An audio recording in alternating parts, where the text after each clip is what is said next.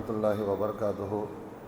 கண்ணியம் மிகுந்த சகோதரர்களே, அல்லாவின் மாபெரும் கிருபையால் அல்லாஹ் சுப்ஹானஹு வ தஆலா ஃபஜரை இமாம் ஜமாத்துடன் தொழுதுவிட்டு மறுமைக்குண்டான ஒரு தேவையாக இந்த எம்எஸ் குழுவுடைய சேவை நம்மை கொண்டு செல்ல இருக்கிறது என்பது எந்த விதத்திலும் ஐயமில்லாத ஒன்று.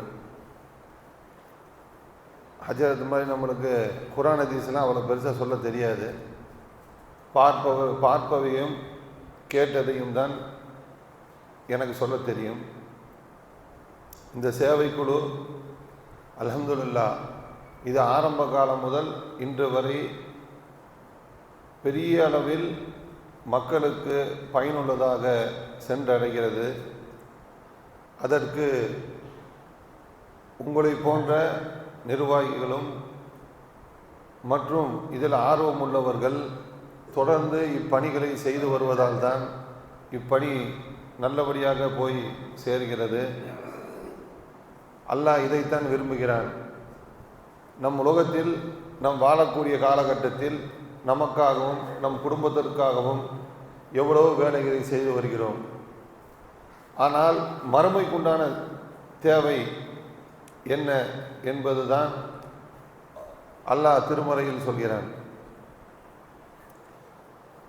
நம்ம வாழ காலத்தில் எவ்வளவோ நாட்கள் எங்கெங்கேயோ நேரங்காலத்தை கழிச்சிட்டு இருந்த காலங்கள் இருந்தது.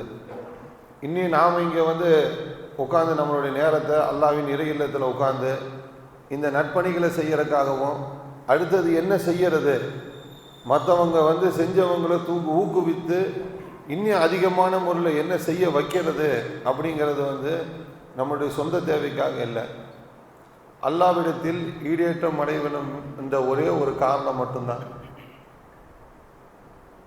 நம்ம ஒரு விஷயம் சொல்கிறோம், என்னங்க ஒருத்தருக்கு உடல்நிலை சரியில்லை அப்படின்னு சொன்னால் பாய் சதக்கா செஞ்சு துவா செய்யுங்க பையன்னு சொல்கிறோம்.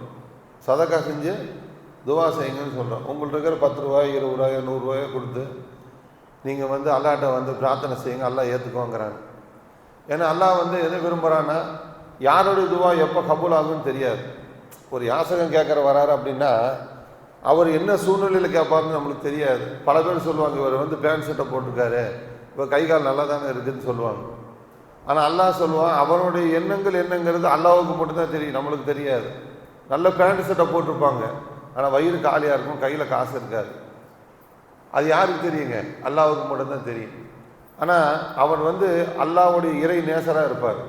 அல்லாஹ்வுக்கும் அவருக்குள்ளான நெருக்கங்கள் ரொம்ப அதிகமாக இருக்கும், நம்மளுக்கு தெரியாது. நம்ம இந்த உலகத்தில் சில விஷயங்கள்லாம் நினச்சிருப்போம். வாழ்க்கையில் நம்மலாம் வளருவோமா வளர மாட்டோமா இதே மாதிரி இருக்கும். இல்லை ஒரு நோய் நொடி வரப்போகுது, இல்லை வந்துருச்சு, இது தீர்க்க முடியுமா, இதெல்லாம் யார் கையில் இருக்குது? ரப்புல் ஆலமீன் கையில் தான் இருக்குது. சாதாரண 10 ரூபா ஒருத்தனுக்கு பசியாக இருக்கும்போது கொடுக்கும்போது அவர் இஹ்லாஸா அவனுடைய பசி ஆட்டும் போது அல்லாஹ்ட்ட கையேந்தி அல்லாஹ்வுக்கும் அவருக்கும் இருக்கிற தொடர்பு நம்மளுக்கு தெரியாது. அவர் அல்லாஹ்வுக்கு மிகவும் பிடித்த நபராக இருப்பார். சாதாரண ஒரு சின்னதாக ஒரு விஷயத்தை நம்ம செய்யும்போது கூட அவங்க அல்லாஹ் இவரையும் ஒரு குடும்பத்தாரையும் அல்லாஹ் வரைக்கும் நீ நல்லாவை அல்லாஹ் கியாமத் வரைக்கும் அதுக்கு மறுமையில் அவருக்கு ஜன்னத்துல் ஃபிர்தௌஸ் கொடுன்னு சொல்லி ஒரு மனிதர் இஹ்லாஸாக ஒருத்தருக்கு துவா செஞ்சுட்டான்னு சொன்னால் அல்லாஹ் ஈடேற்றம் பண்ணிடுவான். நம்ம ஹதீஸ்லாம் கேள்விப்படுறோம். ஒரு அரசன் பெரிய இதில் இருந்தார், அவர் நிறைய தப்புகளை செஞ்சார், கடைசியில் மன்னிச்சிருந்தா அல்லாஹ் மன்னிச்சார்னு சொல்லி. அந்த மாதிரி யார் இடத்துல என்ன இருக்குன்னு தெரியாது. இந்த மாதிரி ஒரு குடும்பங்களுக்கு, கஷ்டப்பட்ட குடும்பங்களுக்கு பெண்கள்லாம் வெளியில் சொல்ல முடியாது. குழந்தைகள் இருப்பாங்க, கணவர் இருக்க மாட்டாங்க. அப்போது இந்த மாதிரி அல்லாஹ்வுக்கு பிடித்தமான இந்த விஷயம் செய்யும்போது நாம் கொண்டு போய் யாரோ ஒருத்தர் கொடுத்தாலும் கூட நாம் இதை கொண்டு போய் அவங்க வீட்டில் கொண்டு போய் நம்மளோட நேரங்காலத்தை செலவு நம்ம கொண்டு போய் கொடுக்குறோம். இதனால் அண்ணன் என்ன செய்கிறான் அப்படின்னு சொன்னால், நம்மளுக்கு வரக்கூடிய பசிகள், நம்மளுக்கு பின்னாடி வரக்கூடிய சங்கதிகளுக்கு அல்லாஹ் சுப்ஹானஹு வ தஆலா எந்த அடுத்தவங்கள்ட்ட கையேந்தக்கூடிய அளவுக்கு எந்த தேவையும் இல்லாமல் அல்லாஹ் அதை நிவர்த்தி பண்ணி வச்சிருவான். ஒருத்தர் நோய் நொடியில் இருக்கார், அவருக்கு போகுது அப்படின்னு சொன்னால் நம்ம குடும்பத்தில் வரக்கூடிய அல்லாஹ் தீங்குகள் அல்லாஹ் நம்மளை பாதுகாக்கிறான். இதெல்லாம் சாதாரண ஒரு சேவையாக எனக்கு தெரியல. இது ஒரு மகத்தான சேவை, இது மக்களுக்கு தேவை. இதை நாங்கள் பல வேறு இடங்களில் கிட்டத்தட்ட 10 ஆண்டு காலமாக இந்த விஷயங்களை பார்த்துட்ருக்கோம். எம்எஸ்கே எனக்கு ஒரு பிடித்தமான ரொம்ப அற்புதமான செயல் செய்யக்கூடிய இடம். இப்போ ரத்த தான வங்கி யூனுஸ் பாய், நம்ம ஜாகிர் பாய்லாம் சொன்னாங்க. அதே மாதிரி பொதுமக்களுக்கு அந்த கிட்டு கொடுக்கறது வந்து எல்லாத்து ஃபேஸ்புக்லேயும் வாட்ஸ்அப்லேயும் தளங்களில் வந்து வருது. மக்கள் நிறைய பயனடைகிறாங்க. கொடுக்குறவங்க ஆர்வமாக முன்னாடி வராங்க. இது யாராலையும் வந்து அவ்வளோ சீக்கிரம் வந்து அல்லாஹ்வுடைய கபூலியத் இல்லாமல் யாராலையும் இந்த விஷயத்தை செய்ய முடியாது.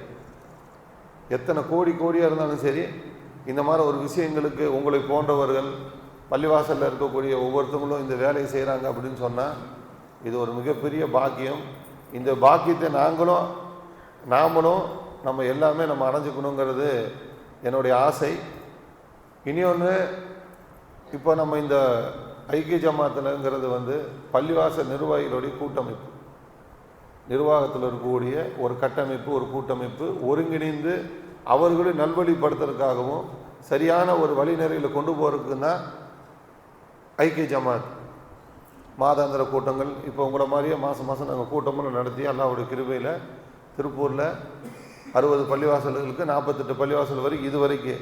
இப்போ எம்எஸ்கேலேயும் வந்து 60 பள்ளிவாசல் இருக்குன்னா எப்படி ஒரு 30-40 பள்ளிவாசலில் வேலை நடக்கும்.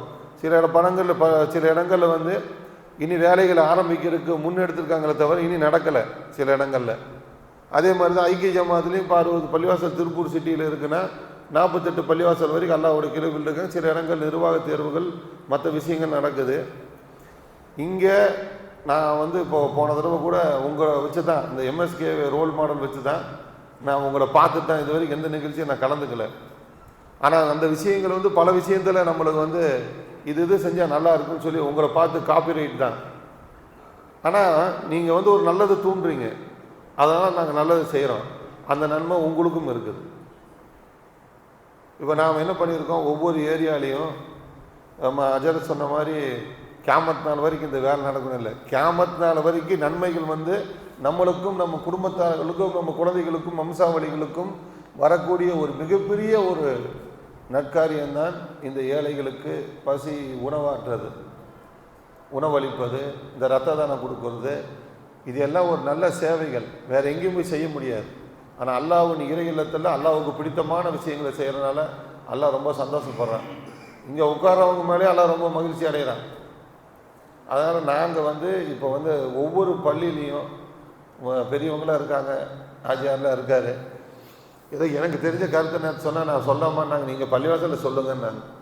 நாம் வந்துங்க இருக்கிற வேலைகளை இன்னியும் நீங்கள் இல்லை, நாம் எல்லாமே சேர்ந்து ஒவ்வொரு பள்ளிவாசல்கள்லையும் நான் ஆரம்பத்துலேருந்து கிட்டத்தட்ட 8 மாதமாக சொல்லிட்டு வரேன். எங்கள் நிர்வாகிகளையும் சொல்கிறேன், உங்கள் ஏரியாவில் இருக்கக்கூடிய தன்வந்தர்கள் ஒவ்வொரு முகல்லாவிலையும் கிட்டத்தட்ட 100க்கும் மேற்பட்ட தொழில் அதிபர்கள் இருக்காங்க, தொழிலாளிகள் கிடையாது.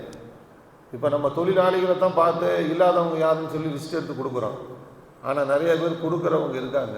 அவங்கள்ட்ட நம்ம இந்த விஷயத்தை வந்து பள்ளி நிர்வாகம் மூலிமா அவங்கள வந்து சந்தித்து அவங்களுக்கு இந்த விஷயத்தில் வந்து அவங்கள வந்து இதில் வந்து கலந்துக்க வைக்கிறது, அவங்களுக்கு ஒரு ஆர்வம் ஊட்டுறது. அவங்களால ஒரு 50 கிட்டு 100 கிட்டு மாதம் அந்த ஏழைகளுக்கு, இப்போ நமக்கு 30 இருக்குது, பற்றாக்குறை 10-20 இருக்குங்கிறாங்க. 10-20ன்னு நம்ம போய் அதுக்கு உண்டான உண்மையான உழைப்பு வந்து அல்லாஹ் மேலே தவக்கல் வச்சு நம்ம போய் கேட்டோம் அப்படின்னு சொன்னால் அல்லாஹ் வந்து திறக்காத கதவை கூட திறக்க வைப்பான்.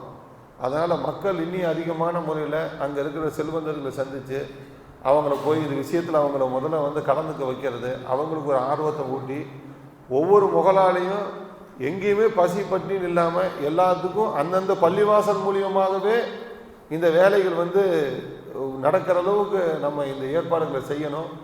கொஞ்சமாக நடக்க ஆரம்பிச்சிருக்குது.